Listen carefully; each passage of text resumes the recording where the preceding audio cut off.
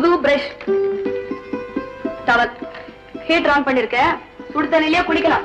பச்சை தண்ணியில குளிச்சா உடம்பு கொத்துக்காது. குளிச்சுட்டு இந்த புடவை கட்டிக்கலாம். விபூதி பூங்கெல்லாம் அங்க வச்சிருக்கேன். விபூதியா?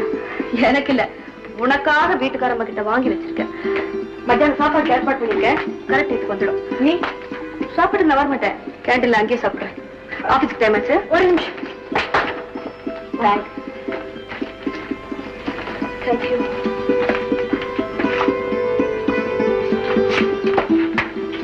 அனாவசியம் இந்த ஜன்னல் ஓரத்துல நிக்க கூடாது. ஏன்னா தளன்னு இருந்தா தூக்கிட்டு போயிடுவாங்க.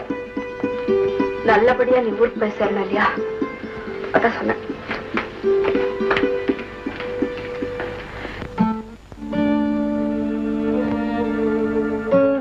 மேடம், மேடம், ஏன் ஒரு மாதிரியா இருக்கீங்க? உடம்பு சரியில்லையா?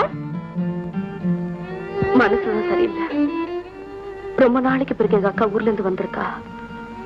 அவகிட்ட பிரியமா நடந்துக்காம கடுமையா நடந்துக்கிட்டேன். ஆபீஸ் முடிஞ்ச உடனே அக்காவை பார்க்கத்தானே போறீங்க.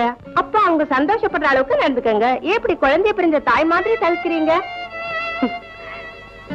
என் மனசாட்சியை நான் சமாதானப்படுத்த வேண்டியிருக்கேன். வெறுங்கையோட வீட்டுக்கு போகாதீங்க மேடம். உங்க அக்காவுக்கு பிடிச்சதா ஏதாவது வாங்கிட்டு போங்க. ஆமா, வாய்க்கு ருசியா அவ இதுவரைக்கும் எதுவுமே சாப்பிட்டதில்லை. எப்பவுமே பழைய சோறுதான். பாவம், குலாப் ஜாமுனா அவளுக்கு ரொம்ப பிடிக்கும். கண்டிப்பா வாங்கிட்டு போய் கொடுக்கணும். சுகுணா, ராதிகாவுக்கு போன் வந்திருக்கு.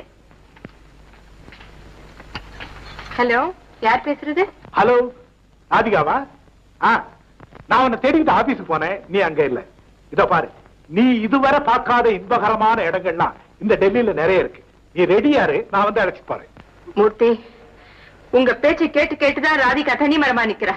இன்னும் அவளை எங்க கொண்டு போய் நிறுத்த போறீங்க? யார் பேசுறது? நான் சுகுணா பேசுறேன். சுகுணாவா? நீ எப்ப வந்த? நேத்துதான் வந்தேன். ராதிகா டெல்லியில இருக்கான்னு எங்க கிட்ட சொல்லவே இல்லையே, என்ன காரணம்? நீ அங்கே இரு, நான் நேர வந்து பேசுறேன். வர வேண்டிய அவசியம் இல்ல. சுகுணா வந்திருக்கா. அவளுக்கு காதலின் சிதமான தாஜ்மஹாலை காட்டணும்.